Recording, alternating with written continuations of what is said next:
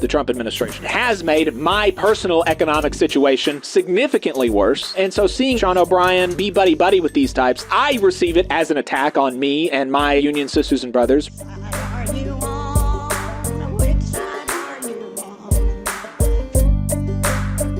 Let's talk about the TDU endorsing Sean O'Brien. You know, this is an interesting story. Dan DiMaggio for Labor Notes has an article about the convention in Labor Notes, obviously, about the TDU convention. The TDU convention is where the TDU decided to endorse Sean O'Brien. And, you know, the biggest tension that I have is obviously that Sean O'Brien has been, you know, playing footsie with the Trump administration and tickling the balls of conservative types. And so that's obviously very frustrating, particularly to me, you know, as an AFGE member. You know, I mean, the types of people that he is palling around with are the types of people that are, you know, destroying my union. And so that's very difficult to take.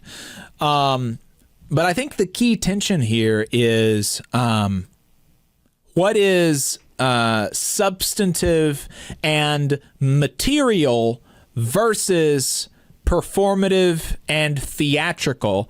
How do you weight those two things? Performative and theatrical movement, performative and theatrical moves don't have no, you know, there's not no weight to those, right? Performative things, theatrics are important and they're valuable, but what value do you assign to it?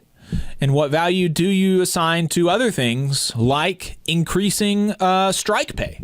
You know, what value do you assign to things like supporting more organizing drives? And is there actually a balance there, right? And so the TDU did ultimately overwhelmingly back Sean O'Brien and Fred Zuckerman for re-election, and they did it really overwhelmingly. Dan DiMaggio says that the resolution received only a handful of no votes. There was a protest outside. Dan DiMaggio says about a dozen Teamsters and retirees held a protest urging TDU not to endorse his slate. But I was kind of surprised at how little how little dissension within TDU there seemed to be with respect to endorsing Sean O'Brien. And maybe that speaks to the fact that, you know, the people who are most involved in the Teamsters, the people who care most about the Teamsters and are spending time day in and day out trying to organize new workers or trying to win new contracts, are so convinced that the Sean O'Brien presidency of the Teamsters has been a net positive, right? You know, I mean, I am a union member first. I'm a union activist first over being an electoral activist because I think it's more important to organize workers and to build union power than it is to, you know, spend time trying to get this or that person elected, right? And so does it make, you know, can it be the case that Sean O'Brien, even while, you know, tickling the balls of so many conservative figures who are doing so much harm to workers, you know, ultimately that, you know, him kind of filleting, what's his name, Vivek Ramaswamy on his podcast, like that action in and of itself ultimately did not produce harm for working people, right? Whereas on the other hand, him increasing the strike pay to $1,000 a week is huge, right? That materially increases, you know, the likelihood that workers will strike and increases their leverage at the bargaining table. Dan DiMaggio in his article says that, strike pay is set lower by the Teamsters Constitution, but the International's executive board can approve higher strike benefits, and it has done so repeatedly, and it has encouraged locals to publicize that to give them more leverage with the employers. That alone is huge. And even if that was the only thing that was different, would that even be enough to say, like, okay, he's better than anybody else that would be there, or certainly better than any credible alternative, right? And so, DiMaggio talks in his article about a lot of the wins that TDU members say they are getting under Sean O'Brien's administration. He talks about the University of Minnesota, where workers there went on strike, and they were able to win.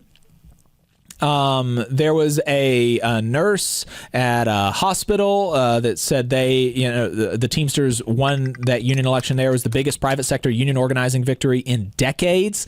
The local 135 in Indiana talked about how the new Teamsters leadership is giving members tools to build power. He said that strikes are back in the Teamsters. He talked about how Horseshoe Casino workers are on strike right now for union recognition. That's huge. He talked about how Zenith, and this is a huge one, Zenith workers with Teamsters Local 100, Zenith Logistics is a third-party operator for Kroger. They won a union election. They won a $5 an hour raise in year one with dramatic improvements in the healthcare plan, a doubling of personal days, and language that requires the employer to turn away ICE agents unless they have a judicial warrant, right? So Sean O'Brien just last week was photographed with DHS Secretary Kristi Noem. Okay? And that's like infuriating. That is infuriating that you would be seen publicly friendly with the woman who is behind all of this kind of stuff, all of these assaults on immigrants. That's infuriating, and particularly if I was an immigrant, or if I had people that I were really close to that were being molested by this government, by DHS and by ICE, I would be livid that the person who is supposed to represent me is being friendly with this person. But ultimately, again, having a picture with Kristi Noem doesn't, like, that in and of itself isn't going out and harassing immigrants. And yet he clearly is content to allow locals to fight ICE if that is a priority for the local. Right? And so does that, I think even just this one contract, and it's not even the only one where Teamsters have been fighting ICE and been trying to get employers to have the authority to turn away ICE at their doors. Does even this one contract outweigh having a picture friendly with Kristi Noem? At least you must surely agree that there's an argument there. I can see it, right? Dan talks about the strike pay, and TDU steering committee member Frank Halstead of Local 572 said victories like Zenith never happened during the Hoffa administration. Companies like Zenith and Kroger were not afraid of a strike. Strikes were used as a threat to force bad contracts on members. Right? That's huge. Requiring the employer to turn away ICE agents in your contract is huge, I think. Right. And let's see, what are some other highlights? They talked about, they talked about TDU backing, backing people in the Teamsters Local 320 race. They talked about the Zoo Solidarity campaign, which earlier this year organized members to vote down a contract. And with the support of TDU activists, Zoo Solidarity members signed up their coworkers on strike pledges and organized a Strike Ready rally, which pushed management to add 10% more in wage increases for the Zoo's 2,000 Teamsters. That's, how do you gotta, I can't be as infuriated with Sean O'Brien's, Republican apologia as some people are. just by virtue of the fact that I haven't been directly, I don't know, I'm an AFGE member. I have actually been kind of directly impacted by the Trump administration negatively economically. It has made my personal economic situation significantly worse. The Trump administration has. And so seeing him do that, seeing him be buddy with these types I receive it as an attack on me and my livelihood and my union sisters and brothers, right? But the reason that I'm a union activist instead of like a Democratic Party activist or even primarily like a DSA activist is because I believe that unions and worker power is like the key to building a better world. And if Sean O'Brien is turning the Teamsters into a militant union, into an organization that will fight for working people and build power, win good contracts, win new contracts, organize new workers, then, I can understand the argument that, okay, fine. Even as long as he keeps doing that, I'm fine with him being weird about Republicans. That is at least where the TDU activists seem to have landed. Hey, 5 seconds. Just wanted to say that this is only possible because of our donors. If you want to see more of this, then consider donating yourself at tvlr.fm/donate. And I thought this was interesting. Dan writes, inside the convention, a few longtime TDU members voiced opposition to an endorsement of O'Brien. Sean O'Brien is giving material aid and verbal aid and assistance to people who have put this country in crisis, said John Zura, a UPS driver from Chicago, Local 705. No one is going to tell him to change course besides TDU. Zura urged TDUers to speak up and renegotiate the terms of the coalition with O'Brien.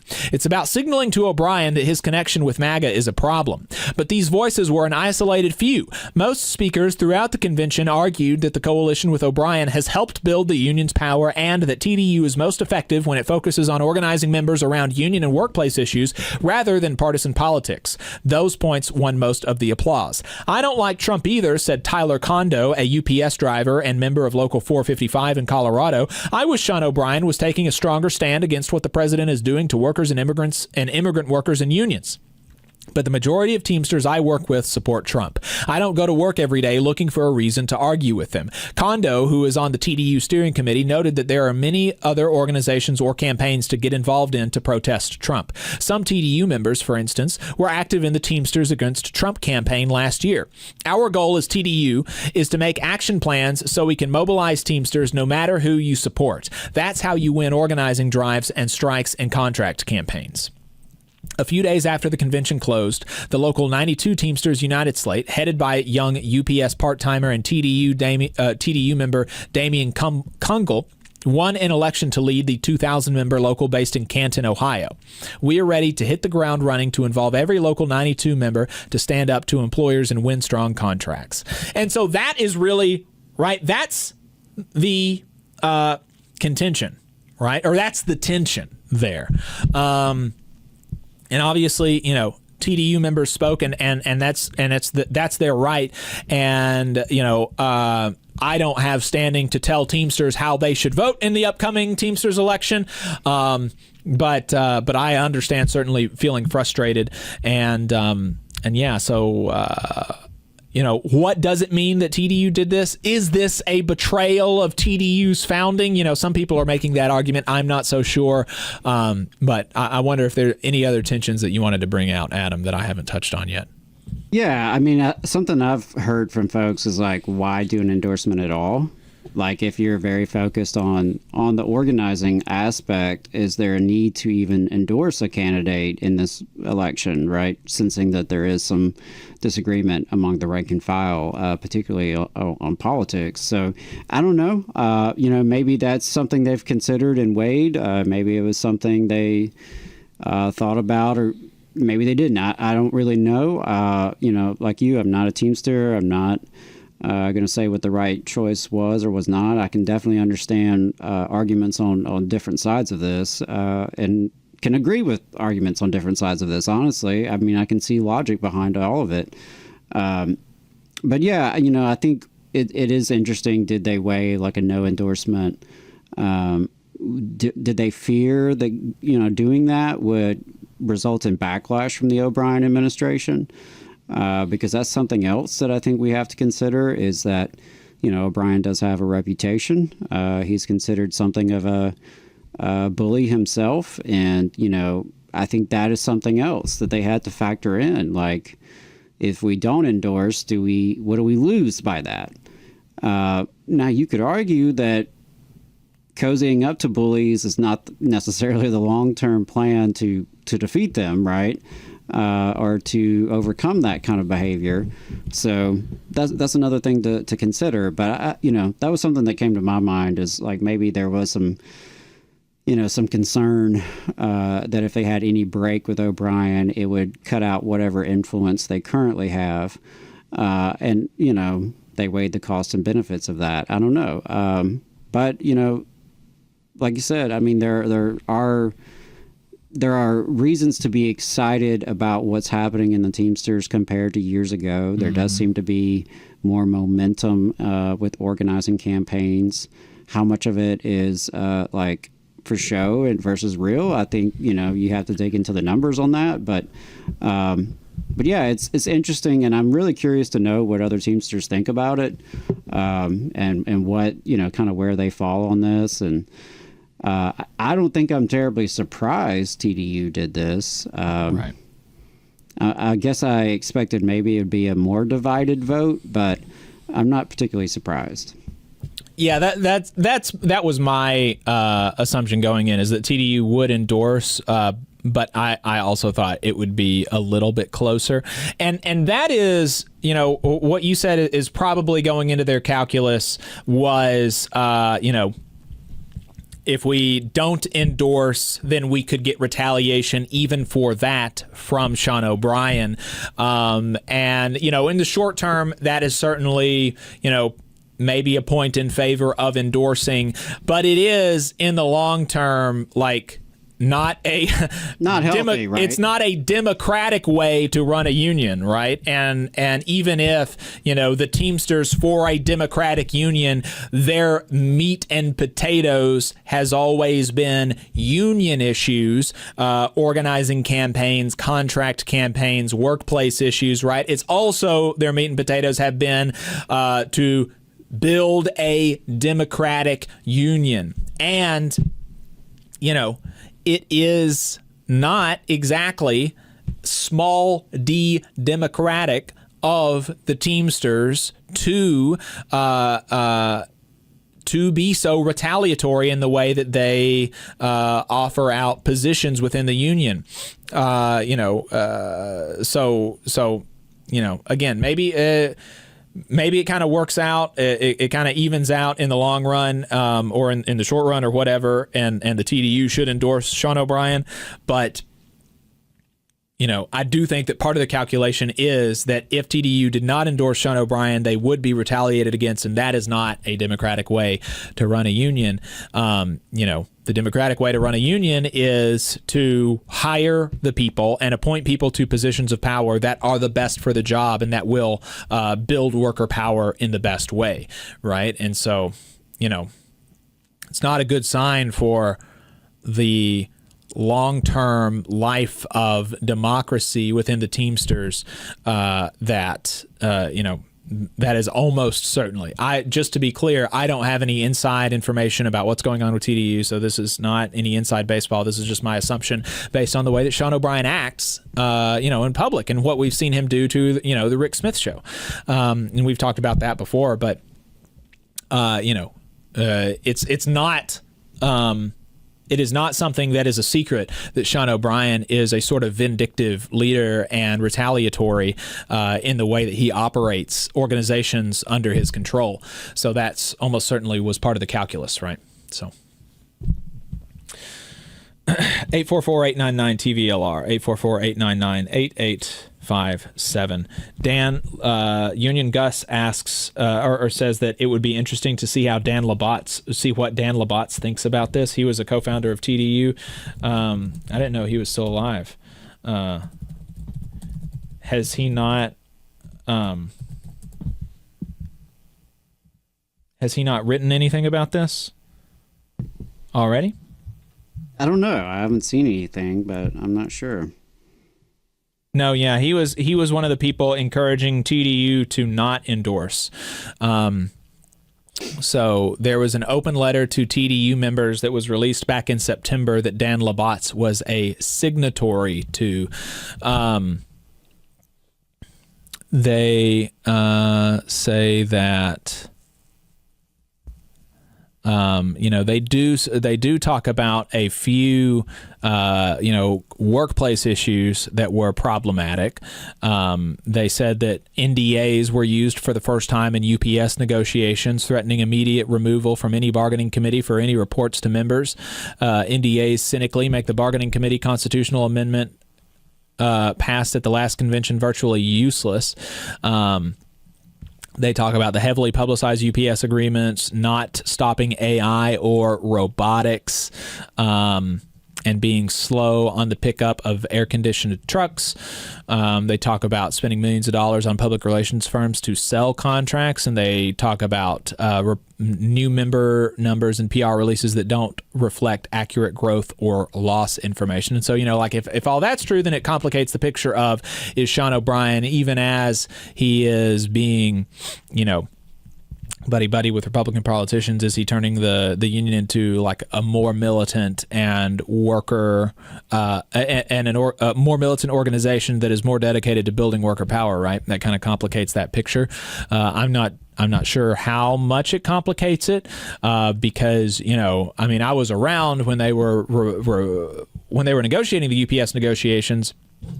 And even though there was an NDA on the committee members, the union itself as an institution was giving pretty regular updates. And it seemed to me, and the thing that I heard from more people, was that it was a much more transparent process than in years back. So, the one about NDAs, I'm not too sure how important that is. I don't like the spending a bunch of money on public relations firms, and, the UPS agreement not protecting against AI or robotics or automation. I think the question is it better than what would have come in a Hoffa administration? And it seems to me that the answer is yes there, with respect to UPS at least. So anyway, they have this open letter calling for TDU to not endorse Sean O'Brien, saying that an endorsement of Sean O'Brien in this moment would signify approval of the above and much more. It would also mark the betrayal of TDU's founding principles. We urge the TDU membership to reject any Sean O'Brien endorsement. So at least some co-founders of TDU think that it's a betrayal of TDU's founding principles. Interesting. And that was on Counterpunch, right? Yeah. It was an open letter, so I think it was published in multiple places. But, gotcha. Yeah. But I did remember seeing that. ZennyTube said, yeah, IDK had a feel about O'Brien, but I'm going to assume he's working in good faith. That would be... Well, I don't even know that you have to assume that, frankly. You just have to assume that working with him is better than not. And that's true. Not even a calculation that requires good faith on his part. Right. Necessarily. Right. Yeah, ultimately, what I was talking about in the beginning about, performative stuff and theatrical stuff versus material things. I think generally speaking, the material things are more important. It's more important that he increases strike pay than it is about who he takes pictures with, right? And so maybe he is totally cynical, and he could not care less about the nuts and bolts of making the Teamsters stronger, but he sees it as a way to increase his own personal profile, and that's all he cares about. But if he cynically, if he is cynically increasing worker power in the Teamsters, then it, the motivation with which that is done is not all that important. It's not unimportant, and it's obviously more valuable, and it would be better to have a union partisan and a union ideologue, who is also an effective administrator. But, even I think you actually do really have to have the question, if you have a union partisan and ideologue who is an incompetent administrator versus a cynical union person who is good at building union power but doesn't actually care. I think that actually a materialist analysis would require you to vote for the cynical person, right, over the ideologue who's not good at his job. And so the question, I think, for me, it would be more about how good is he at his job of leading the Teamsters. So, and I think that's where the TDU came down on. That's where the TDU members, that was their biggest concern, and it seemed like they felt like he's doing a good job as a leader of the union. We do have one more comment that I wanted to read from Matthias 13. Why wouldn't TDU endorse the coalition that includes TDU leaders on the slate of IBT leaders with Sean and Fred? This is not because of a threat of retaliation, but good faith coalition building. That's a fair enough comment. It's not like they just endorsed Sean O'Brien. They endorsed the full Oz slate, which does include several TDU members. And I'm not saying, Matthias, and I hope it didn't come across this way, that the entire reason is because of a threat of retaliation. I just said that I think that probably played into the calculus. But also, you're right that you do have to engage in coalition building. And for folks on the militant unionist side, that does mean, building coalition with people who aren't exactly the same as you in your union politics, right? And so... That's true. So, that is the nature of coalition work, yeah. right? And we understand that very well in Alabama. I know that my politics are to the left of most every person I encounter in Alabama. That's just the nature of it. I don't think it'll always be that way, obviously, but that's part of why I do what I do, right? But by nature of working in Alabama, you have to understand coalitions, or at least working as a progressive or left-wing kind of person in the South. You have to understand coalitions. You have to be able to work with people who are different from you and kind of set those boundaries and understand like what's non-negotiable. Where can you agree to disagree? Where can you work together, but maybe, avoid each other on other instances, that kind of thing. It's really tough. It's tough to have those kind of conversations, but ultimately, are you winning for working people? And I'm willing to work with people who are liberal, conservative, Democrat, Republican, socialist, anything in between, if we can work together to make life better for workers, for the everyday people, for poor and working class folks. And sometimes that means you make tough decisions. And sometimes there is no easy answer or, easily defined right answer. It's a lot of picking and choosing your battles, and also just, trying to find the areas where you can work with people and make some progress and move the ball down the field, even when you don't necessarily always agree with those people. You just saw a clip from the Valley Labor Report. We are live every Saturday morning from 9:30 a.m. till 12:30 p.m. And we pride ourselves on keeping all of our content free to everybody so that we can talk to as many working folks as possible. If you support the work that we're doing, you think that it's important, you think that it's good, then consider making a monthly contribution to the project, and you can do that on our website, tvlr.fm.